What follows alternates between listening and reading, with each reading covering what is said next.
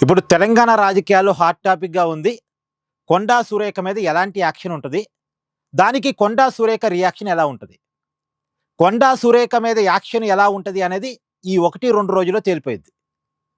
Already రాష్ట్ర Congress party అధిష్టానానికి report పంపించింది. ఆమె మీద చర్యలు అవసరం. వెంటనే చర్యలు తీసుకోవాలి అని. అంటే రాష్ట్ర కాంగ్రెసు రిఫర్ చేస్తుంది ఏంది అంటే ఆమెకున్న మంత్రి పదవిని తొలగించాలి అని. దానికి పార్టీ హైకమాండ్ గ్రీన్ సిగ్నల్ ఇస్తే ఇమ్మీడియేట్‌గా రేవంత్ రెడ్డి గారి ప్రభుత్వం ఆమెని మంత్రి పదవి నుంచి తప్పించే అవకాశం ఉంటది. మరి పార్టీ హైకమాండ్ ఎలాంటి ఆదేశాలు ఇస్తది అనేది చూడాలి. ఎందుకంటే ఈ మధ్యనే కొండా సురేఖ గారు వెళ్లి ఖర్గేని కలిసొచ్చారు. వాళ్ళ పార్టీ జాతీయ అధ్యక్షుడిని కలిసొచ్చారు ఢిల్లీ పోయి. మరి పార్టీ హైకమాండ్ ఏమన్నా కొండా సురేఖ విషయంలో కొంత మెతక వైఖరి అవలంబించి ఇక ఫైనల్‌గా ఆమెకు ఇంకోసారి వార్నింగ్ ఇవ్వండి. ఈ ఒక్కసారికి ఆమెను వదిలేయండి. రేవంత్ రెడ్డి గారికి చెప్తుందా? లేదు అంటే మీ యాక్షన్ మీరు తీసుకోండి అని గ్రీన్ సిగ్నల్ ఇస్తుందా అనేది చూడాలి. ఒకవేళ హైకమాండ్ నుంచి గ్రీన్ సిగ్నల్ వస్తే మాత్రం ఇమ్మీడియేట్‌గా ఆమెని మంత్రివర్గం నుంచి తప్పించడానికి ఆల్రెడీ రంగం సిద్ధమైనట్టుగా తెలుస్తుంది. అయితే అప్పుడు కొండా సురేఖ యాక్షన్ ప్లాన్ ఎలా ఉండే అవకాశం ఉంది?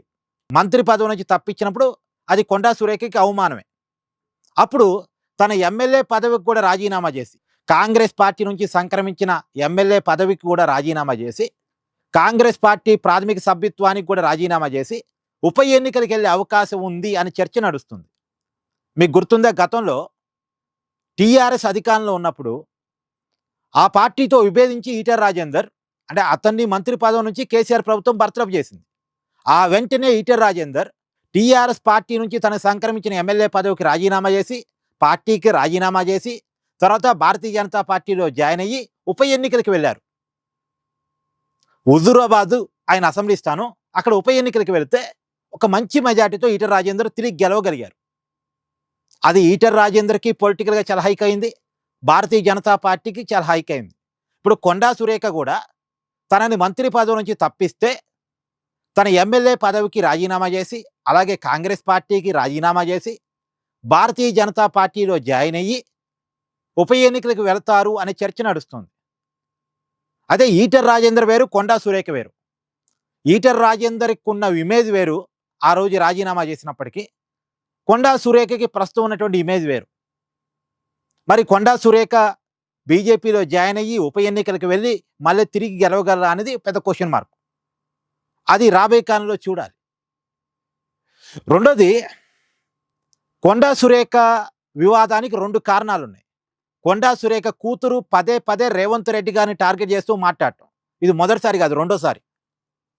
రెండోది, కొండా సురేఖ గారి ఓఎస్డీ సుమంత్ వ్యవహారం. ఈ సుమంత్ వ్యవహారం కూడా కొండా సురేఖకి చాలా మైనస్ కాబోతా ఉంది. సుమంత్ వ్యవహారం మీద రాష్ట్ర ప్రభుత్వం, కాంగ్రెస్ పార్టీ చాలా సీరియస్‌గా ఉంది.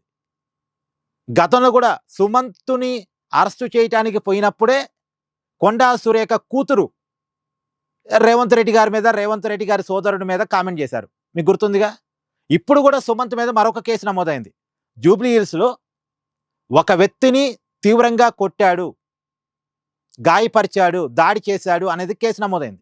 ఆ కేసులో సుమంత్‌ని త్వరితగతిన అరెస్ట్ చేయకపోవటం మీద జూబ్లీ హిల్స్ సీఐని కూడా సస్పెండ్ చేశారు. అంటే సుమంత్‌ని అరెస్ట్ చేయాలనే విషయం మీద స్టేట్ గవర్నమెంట్ ఎంత గట్టిగా ఉందో మీరే ఆలోచించుకోండి. మరి ఇప్పుడు సుమంత్ పరారీలో ఉన్నాడు.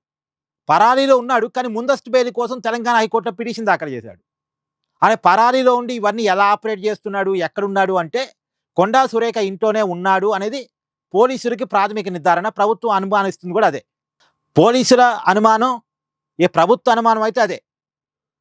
కాంగ్రెస్ నాయకులు అనుమానిస్తుంది కూడా సుమంత్ కొండా సురేఖ ఇంట్లోనే సేఫ్‌గా ఉన్నాడు. సుమంత్‌ని కొండా సురేఖ దాస్తున్నారు. కొండా మురళి, కొండా సురేఖ కూతురు వీళ్ళే సుమంత్‌ని దాస్తున్నారు అనేది అనుమానం. అంటే కొండా సురేఖ వ్యవహారంలో ఇంకా వైఖరి బాగలేదు అన్న దాంట్లోనే కాంగ్రెస్ నాయకులు ఉన్నారు. ఆమె మీద చర్యలు అవసరం అనే దాంట్లోనే ఉన్నారు.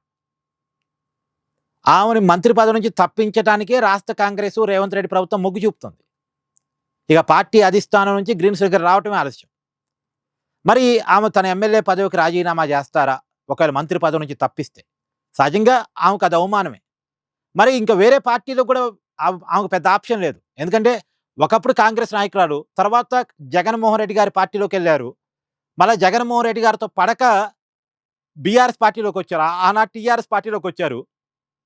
టీఆర్ఎస్ పార్టీలో కేసీఆర్ కుటుంబంతో పడక కాంగ్రెస్ పార్టీలోకి వచ్చారు. ఇప్పుడు కాంగ్రెస్ పార్టీలో ఆమె వైఖరి బాలేదు కాబట్టి ఆమెను సస్పెండ్ చేస్తే మళ్ళీ బీజేపీ తప్ప వేరే ఆప్షన్ లేదు ఆమెకి.